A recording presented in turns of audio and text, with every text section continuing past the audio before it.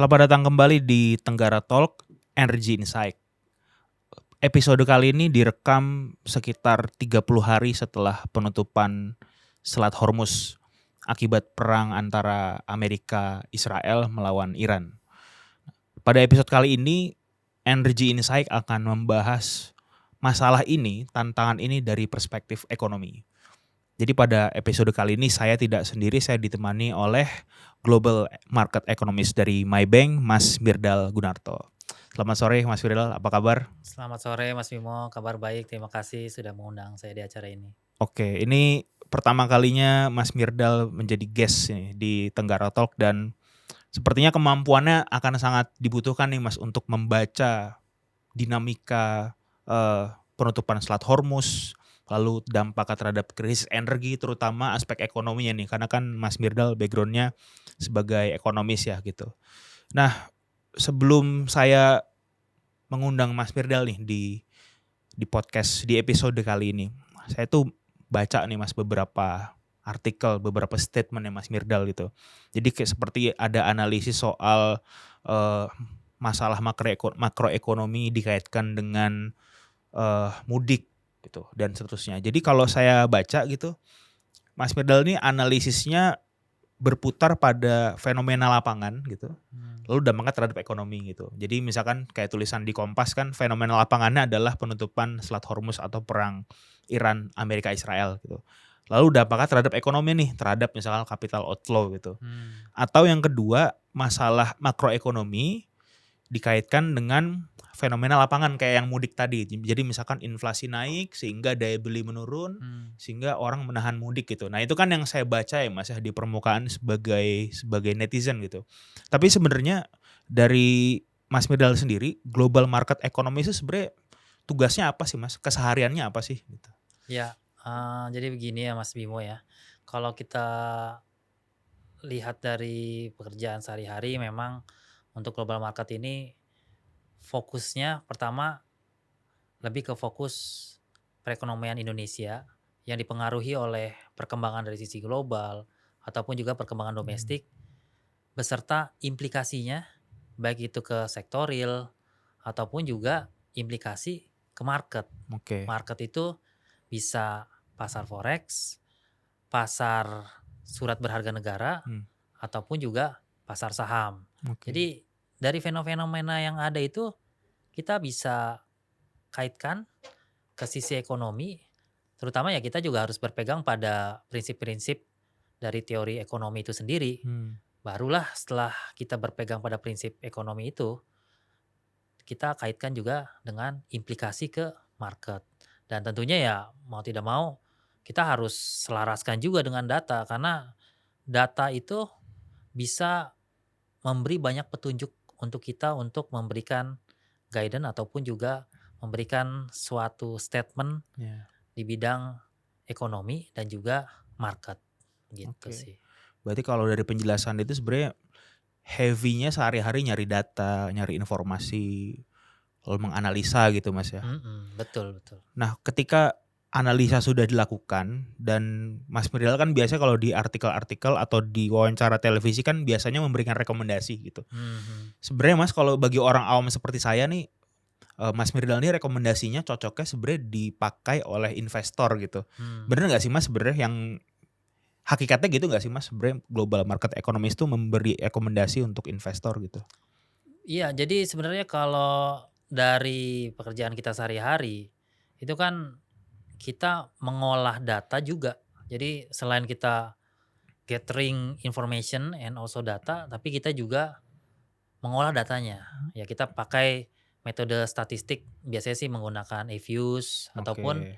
bisa kita menggunakan Excel. Jadi ya Hmm, tergantung fenomena-fenomena perkembangannya itu sendiri. Dari situ kita bisa dapat conclusion. oke. Conclusion-nya kalau dari sisi ekonomi ya kita bisa berikan itu guidance buat ya dari sisi government, Oke. dari sisi lembaga-lembaga yang berkaitan dengan Indonesia ya seperti lembaga rating, mereka juga pasti kan lihat kan hasil objektif dari lembaga riset domestik.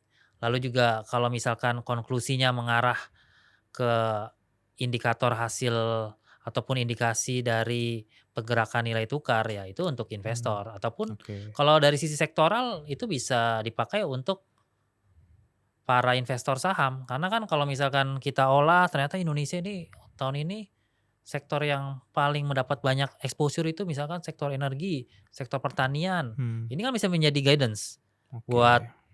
para investor saham untuk Mau melihat nih naruh uangnya di mana kira-kira gitu ya? nih sektor yang bakal prospektif pada tahun ini dan tahun ke depannya apa sektornya. Nah, itu kan bisa ataupun juga kalau kita sedang berbicara masalah perkembangan arah suku bunga, Hmm, ini kan juga bisa bermanfaat buat para investor di surat utang negara atau oke. government bonds ataupun juga corporate bonds.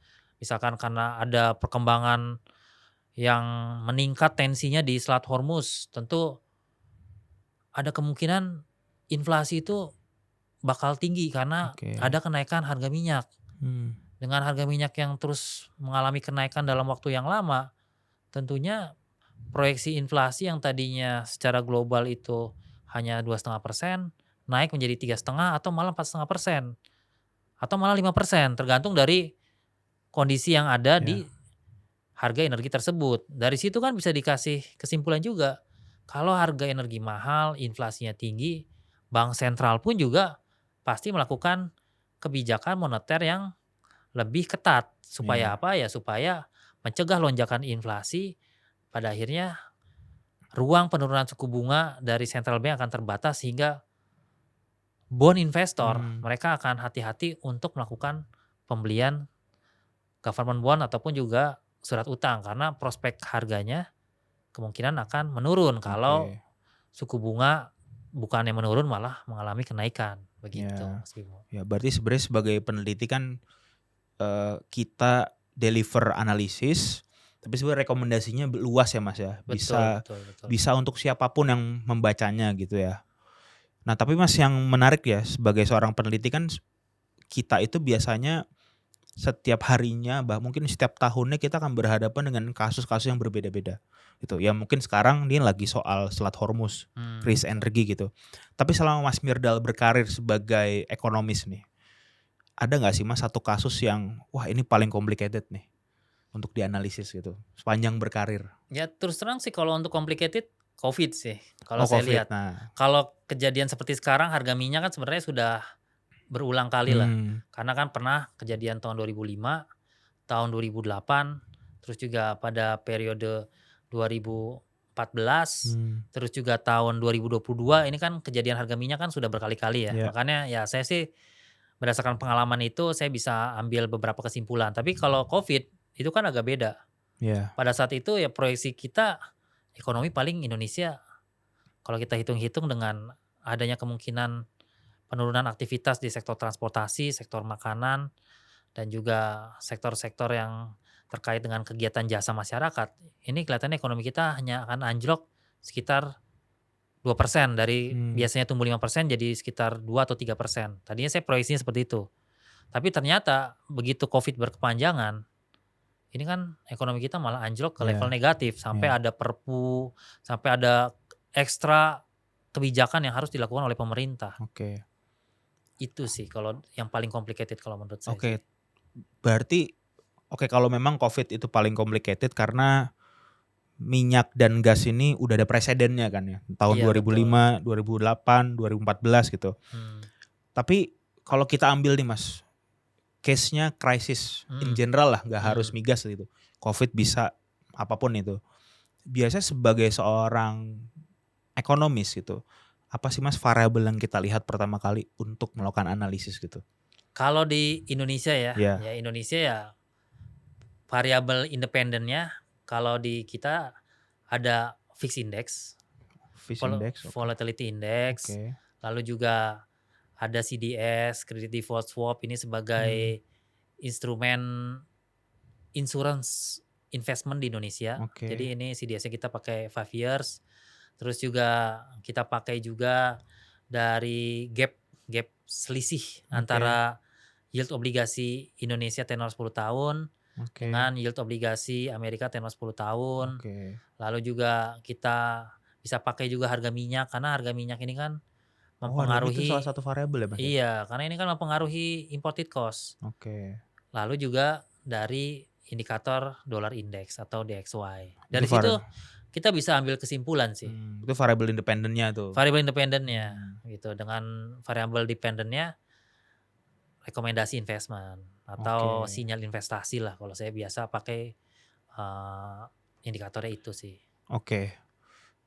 Nah, kalau khusus soal perang Amerika Israel melawan Iran nih Mmm, dan ditutupnya Selat Hormuz itu, kalau mmm, saya baca kan udah sekitar 30 harian ya, Mas, ya. mmm. Keadaan kita sekarang gimana, Mas? Ya keadaan kita sih sejauh ini masih terkendali, manageable walaupun harus waspada ya. Mmm, Karena kan kalau kita lihat untuk saat ini respon yang terjadi di Indonesia dengan negara-negara lain kan berbeda. mmm, Sekarang respon pemerintah tetap menjaga harga BBM ya, tetap, baik itu BBM subsidi ataupun juga BBM non subsidi, walaupun ada implikasinya pemerintah melakukan beberapa efisiensi ya, efisiensi belanja kementerian lembaga, efisiensi dari program prioritas pembangunan seperti MBG yang tadinya 6 hari jadi 5 hari, ataupun juga mmm, terkait dengan kebijakan WFH 1 ya, hari. Itu kan memang kalau kita lihat di Indonesia sih sebenarnya momentum kegiatan ekonomi itu diusahakan tetap stabil dan tetap ya, kondusif. tetap berjalan ya. Tetap berjalan, tetap kondusif lah. Walaupun ada penurunan aktivitas tapi dibikin tidak drastis Mmm, penurunannya. Ya seperti WFH 1 hari itu kan ya sebenarnya kalau kita lihat sih yang paling banyak mendapat exposure itu kan aparat sipil ya negara ASN kan. ya. Tapi kalau untuk pegawai swasta kan kelihatannya sih masih normal lah. Mmm, Tapi kan ini kan berbeda dengan apa yang terjadi di negara lain. Negara mmm, lain kan kalau kita lihat beberapa laporan di ya, internet itu kan ada yang kesulitan mendapatkan BBM, ada yang kesulitan karena harganya mahal, mmm, macam-macam lah tergantung ya, negaranya kan. Kalau Pakistan mereka karena negaranya tidak terlalu tinggi pendapatan per kapitanya ya pasti mereka ada masalah dari daya beli. Tapi kalau negara seperti Vietnam ada concern terkait dengan akses untuk mendapatkan BBM-nya karena ya, mungkin negaranya tidak seperti kita. Kalau kita kan biarpun net oil importer, mmm, tapi kita masih mendapatkan suplai minyak dari dalam negeri. ya. Dan ini kan ya kenapa saya bilang, Kalau nggak salah 40% ya, Mas, ya, kita tuh dari dalam negeri ya. apanya, Eee, ya Produksi kita kita dari ya, total ya, produksi misalkan 615 barel per hari, 615.000 barel per mmm, hari, total produksi kita sekitar 1,6 juta, oke. ya sekitar hampir 30% lah. 30% ya, Nah oke. itu. Kalau untuk dari sisi domestik ya, makanya kenapa pada saat Mas Bimo, menanyakan saya kalau untuk Indonesia ya kondisinya masih terkendali, walaupun kita harus waspada terkait sampai sejauh mana Selat Hormuz ini ditutup dan Mmm, sampai berapa lama harga minyak ini terus-menerus di atas asumsi APBN kita di atas $70 per barel mmm, dan sampai sejauh mana pemerintah me-manage mmm, fiskal kita supaya tetap memberikan subsidi untuk energi. Jadi subsidi energi itu kan tidak hanya untuk bensin, tapi juga untuk LPG 3 kilogram ataupun juga subsidi untuk tarif dasar listrik yang memang porsinya itu sebenarnya yang paling banyak ya LPG dan listrik. oke. Itu kan kondisi Indonesianya nih, Mas, ya. Betul. Kalau kita tarik spektrumnya lebih luas nih, menjadi pasar energi di dunia gitu, Hmm. itu keadaannya gimana, Mas?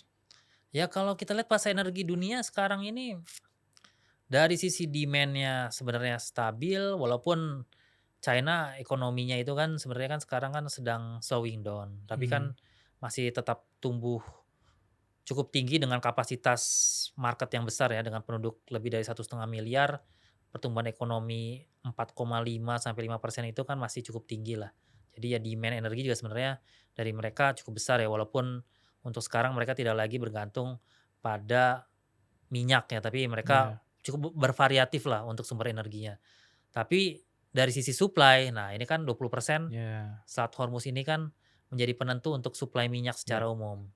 Jadi kalau kita lihat dari sisi suplai minyak global, memang ada gangguan ya, makanya Hmm. kenapa harga minyak itu langsung mengalami lonjakan yang sangat signifikan. Dari yang sebelumnya berada di kisaran level di bawah $70 per barel, Hmm. sekarang kan harganya sudah melonjak di atas $110 per barel. Jadi sangat drastis ya.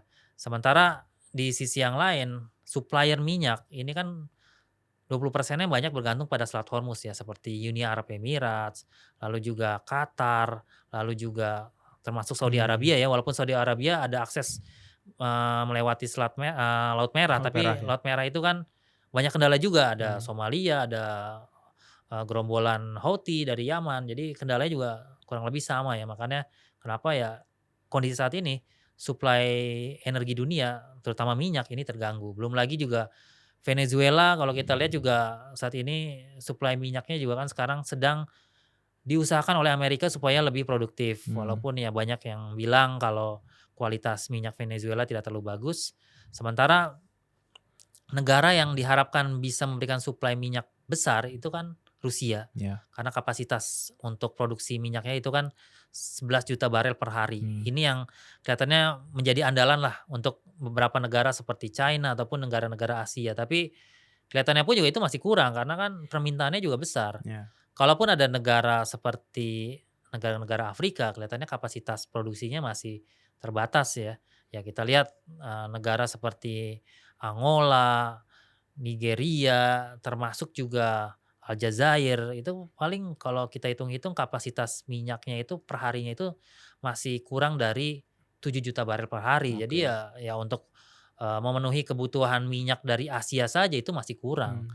Sementara alternatifnya energi, sekarang kalau kita berkaca pada kondisi tahun 2022, sebenarnya kan permintaan dari negara-negara yang butuh energi itu untuk batu bara itu kan harusnya mengalami kenaikan. Tapi Kenaikan. kan sejauh ini kelihatannya karena memang kondisi global dari sisi ekonominya juga tidak se-booming Hmm. atau karena waktu tahun 2022 kan ada aktivitas ekonomi yang rebound, Hmm. lalu juga batu bara booming, kita lihat harga batu bara kan lonjakannya sampai 4 kali lipat ya. Tapi sekarang 1 kali lipat atau 2 kali lipat saja belum. Hmm. Jadi ya harga batu bara dari yang kalori rendah itu sebelum ada perang di Selat Hormuz itu masih di kisaran level sekitar $95 per ton, sekarang masih di sekitar $135 per ton. Jadi masih belum sedahsyat kenaikan pada saat tahun 2022. Hmm.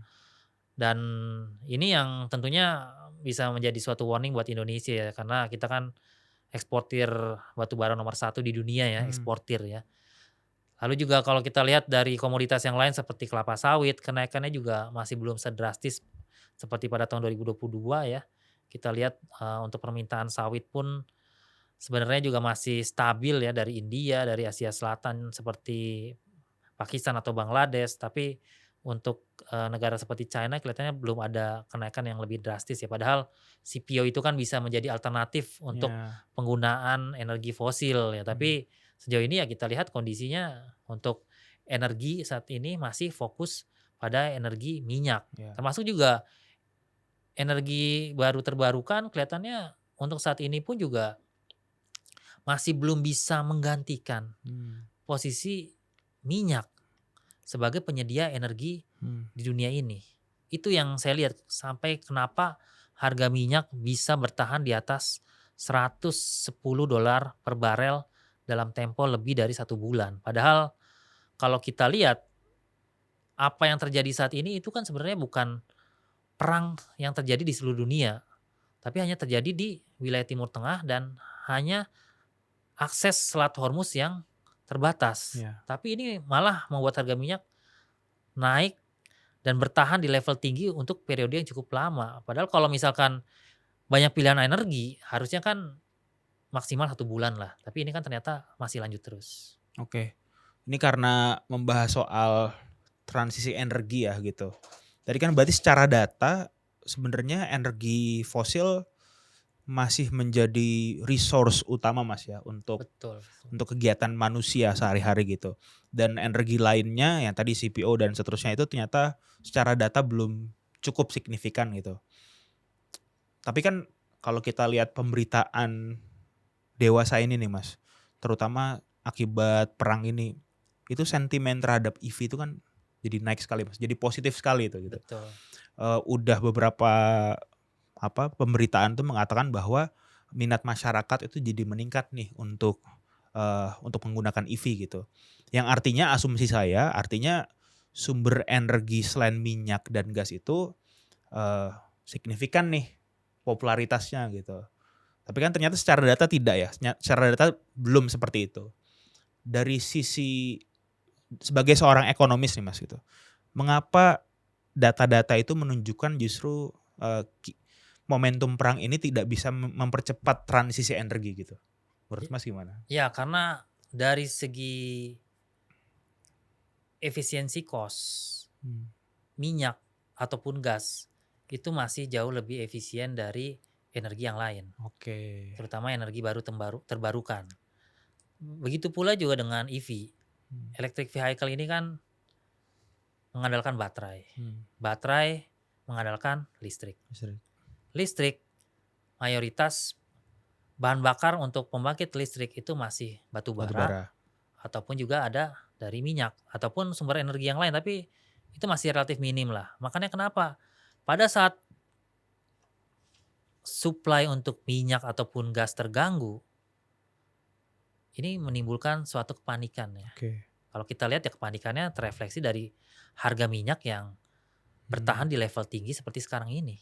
Untuk periode yang cukup lama lah, kalau kita lihat lebih dari 1 bulan kan berarti kan ini kan sudah lewat periode yang namanya short term shock. Iya. Begitu sih, Short karena term shock. karena cost-nya juga masih belum seefisien minyak ya kalau kita lihat ya, baik itu untuk energi baru terbarukan, ya entah itu dari geothermal, dari tenaga surya ataupun yang lain-lain ya. Itu kalau saya lihat sih ya masih belum bisa menggantikan energi fosil sih. Apakah dari sudut pandang investor gitu ya, transisi energi yang bisa kita bilang kurang signifikan ini itu purely hanya karena faktor cost efisiensi Mas? Kelihatannya sih begitu ya, karena ya pasti semakin individu ataupun juga suatu lembaga atau perusahaan mengutilize atau mempergunakan energi semakin besar, pasti kan mereka juga harus memperhitungkan cost dari volume yang mereka lakukan juga, volume aktivitas yang mereka lakukan. Pasti ujung-ujungnya ya mereka melihat dari total cost yang mereka lakukan gitu ya. Kalau total cost-nya memang tinggi, ya mereka pasti pilih yang lebih efisien. Ya walaupun sekarang mobil listrik ataupun juga dari energi baru terbarukan kelihatannya memang cukup menjanjikan ya. Tapi kan ternyata kalau untuk mobil listrik untuk saat ini masih mengandalkan listrik yang notabene suplai listrik juga dihasilkan dari bahan bakar yang mengandalkan fosil ya untuk pembangkit listriknya. Lalu juga kalau untuk dari sisi energi baru terbarukan, kita lihat utilisasinya dari sisi produksi untuk energi baru yang terbarukan yang dihasilkan itu kan kalau kita lihat masih cukup mahal untuk production cost-nya. Makanya kenapa ya kalau kita lihat sekarang ini pada saat ada shock yang terjadi di pasar minyak, ya langsung memiliki dampak yang ternyata cukup luas. Sampai kalau itu terlalu panjang kondisinya, ya bisa kemana-mana dampaknya. Atau kita ya bisa sebut itu bisa ada second round impact dari kondisi ini. Tapi apa sih Mas yang membedakan keadaan kita sekarang nih di tahun 2026 dengan keadaan terdahulu? Tadi kan Mas Mirdal menyebutkan ada sekiranya 3 periode presiden gitu ya, 2005, 2008, dan 2014 gitu, di mana harga minyak itu naik gitu. Sehingga untuk membuat analisis tentang keadaan sekarang nih, itu tidak terlalu rumit karena sudah ada contohnya gitu. Tapi apa sih Mas yang membedakan keadaan kita sekarang di tahun 2026 dengan keadaan terdahulu tadi yang Kalau yang membedakan sekarang ini dengan yang sebelum-sebelumnya, kondisi sekarang sebenarnya perkembangan ekonomi global itu sedang melaju dalam kecepatan yang relatif stagnan Oke. atau lambat lah. Boleh saya bilang sih kecepatan perkembangan ekonomi global itu sedang lambat, dengan indikasinya apa? Pertumbuhan ekonomi China sedang menurun Hmm, atau tendensinya pertumbuhan ekonomi itu tidak agresif. oke. Itu yang membedakan. Plus ditambah lagi tema utama untuk saat ini adalah kondisi geopolitik yang memang tidak stabil. Oke. Dan ini terjadi semenjak Donald Trump menjadi presiden. Hmm, Itu yang membedakan. Kalau dulu-dulu itu kan ada yang pure karena perang yang terjadi, memang sudah terjadi beberapa periode sebelumnya. Kalau untuk Rusia memang ini agak beda juga ya, karena mereka kan melakukan invasi juga. Tapi pada saat itu ya kita lihat ada kepanikan juga sih sebenarnya. hmm, Karena pada saat itu kan kondisinya memang ekonomi sedang mulai rebound dari pandemi Covid, tapi di sisi yang lain juga pada saat itu ya kondisi dari perkembangan ekonomi global itu ya tidak seperti sekarang lah. Untuk tensi geopolitiknya itu hanya tidak stabil itu ya di Rusia Ukraina saja, tapi hmm, kalau untuk Amerikanya kan ya selama periode pemerintahannya Joe Biden kelihatannya masih ya. relatif lebih ya dibandingkan dengan pada periode Trump seperti sekarang atau sebelumnya. Jadi itu yang membedakan. Kalau kita tarik lagi pada tahun 2008, ekonomi itu kan pada saat itu juga sedang booming sebenarnya. Hmm, Ekonomi China juga sedang booming. Jadi pada saat terjadi lonjakan harga minyak dunia dan kemudian berimplikasi pada krisis-krisis yang lainnya lah, karena ada subprime mortgage juga pada ya. saat itu. Ya kita lihat pada saat itu ekonomi China sedang bagus. Walaupun harga minyak naik dan kemudian sempat anjlok ya, tapi kita diuntungkan karena pada saat itu kita ada windfall profit dari batu bara yang tadinya harganya relatif rendah, melonjak sangat signifikan dan pada saat itu kita mendapatkan keuntungan. Oke. Begitu pula juga dengan periode tahun 2014, pada saat itu juga ya kita juga terkena dampak positif juga karena demand batu bara kita masih kuat dari Hmm, China. Jadi harga minyak naik, batu bara juga kenaikannya juga hampir setara. Jadi itu yang membuat kenapa ya pada saat itu kita sebenarnya masih ada yang namanya windfall profit yang cukup terasa dibandingkan ya dengan periode sekarang. Kalau hmm, sekarang windfall profit ada, tapi dari sisi harga batu baranya juga tidak mengalami kenaikan signifikan. Palm oil juga sama. Apalagi kalau untuk sekarang ada isu untuk batu bara dari sisi kapasitas produksinya ada rencana ingin dikurangi oleh pemerintah karena banyak isu lah dari situ. hmm, Entah itu lingkungan ataupun juga karena kita pengen batu bara kita lebih bernilai. hmm, Ya termasuk juga kelapa sawit saat ini juga kenaikannya juga tidak terlalu signifikan. Makanya ya kita lihat kondisinya memang agak berbeda sehingga langkahnya pun juga sebenarnya sih secara umum temanya sama tapi timingnya harus agak berbeda juga hmm, supaya ya kebijakan pemerintah itu tepat sasaran. Karena ya ada pengalaman juga pada saat periode tahun 2005, 2008, 2014, 2022 itu kan pemerintah terlalu responsif sebenarnya. Mereka ingin mengamankan budget tanpa mempertimbangkan kondisi momentum pertumbuhan ekonomi yang oke. saat itu sedang tumbuh bagus ya. Hmm, Terutama sebelum periode Covid lah.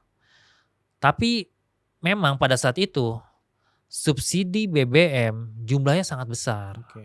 dibandingkan sekarang yang hanya sekitar 210 triliun untuk subsidi energi total. Kalau dulu itu lebih dari 400 triliun angkanya. Tapi pas periode Pak Jokowi memang ada rasionalisasi untuk subsidi energi karena ya Pak Jokowi ingin fokuskan budget yang tadinya lebih banyak untuk kebutuhan subsidi energi dipindahkan untuk infrastruktur. Ya. Ya memang kondisi agak beda. Ya walaupun sekarang nampaknya kita lihat dari postur subsidi energi kita untuk BBM itu porsinya paling kecil. Hmm, Yang paling besar posturnya ya untuk kebutuhan listrik ataupun juga gas hmm, LPG itu. oke. Berarti bisa nggak sih disimpulkan bahwa perbedaan tantangan kita sekarang sama periode pendahulunya sebenarnya kue ekonominya lebih sedikit nggak sih Mas? Kan tadi pertumbuhannya cenderung stagnan ya gitu. Kalau bahasa orang awam saya bisa nggak sih disimpulkan bahwa memang kue yang beredar jadi lebih kecil gitu?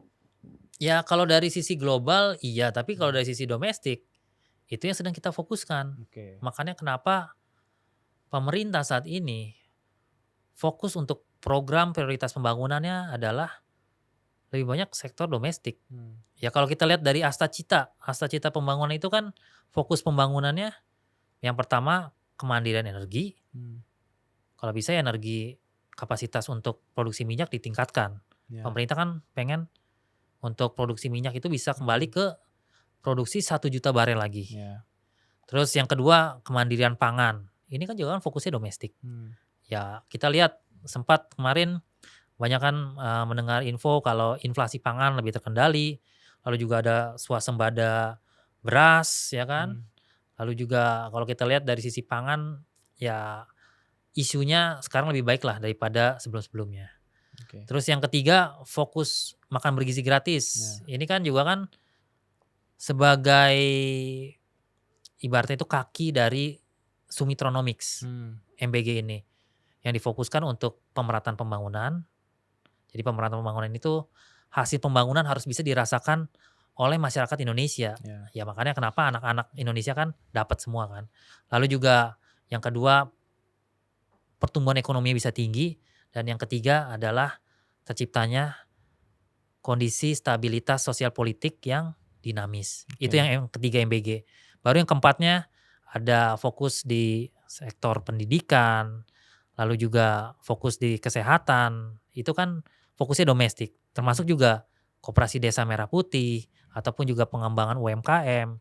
Lalu berikutnya pertahanan semesta. Ini kan pertahanan semesta itu kan bagaimana kita mendefense dari berbagai ancaman dan juga menjaga setiap jengkal tanah air kita dari Sabang sampai Merauke ataupun juga wilayah-wilayah perbatasan yang memang banyak memiliki potensi seperti di wilayah Natuna itu kan kita lihat potensinya banyak. Makanya kenapa kita kedepankan juga yang namanya pertahanan semesta. Barulah yang lainnya itu yang paling terakhir itu pemerintah fokus pada mendorong investasi supaya lebih efisien baik itu dari sisi hilirisasi ataupun juga mendorong dari sisi ekspor. Itu yang memang menjadi fokus pemerintah yang kalau kita lihat dari Asta Cita itu mayoritas berbasis domestik karena kita tahu dengan mengoptimalkan pertumbuhan ekonomi domestik maka aktivitas ekonomi yang terjadi di global itu shocknya itu pengaruhnya kalau bisa diminimalisir. Dan ini yang apa yang terjadi dalam periode saat ini. Sehingga ya mau tidak mau kita mengoptimalkan pertumbuhan dari sisi domestik pada saat nanti kondisi global itu ya relatif dinamis. Karena kan apa yang terjadi dalam perkembangan global itu kan sebenarnya relatif sama ya. Dari tahun ke tahun kita sering dengar kondisi global tidak kondusif. Sehingga kenapa pemerintah sekarang fokuskan dorong dari sisi domestik melalui Asta Cita. Dan harapannya tentu kalau ini dari sisi domestiknya sudah terjaga, rakyat kita juga sejahtera. Kalau rakyat kita sejahtera atau kesejahteraannya membaik ya, pasti kan dari sisi investor asing juga melihat, wah ini Indonesia progresnya bagus nih. Pasti kan mereka juga tanpa ragu-ragu melakukan investment di sini. Baik itu investment dari sisi pasar keuangan, ataupun juga mereka melakukan penanaman modal di sini. Ataupun mereka melihat, wah ini Indonesia realisasi untuk komitmen investasinya sudah bagus nih, iklim investasinya sudah baik.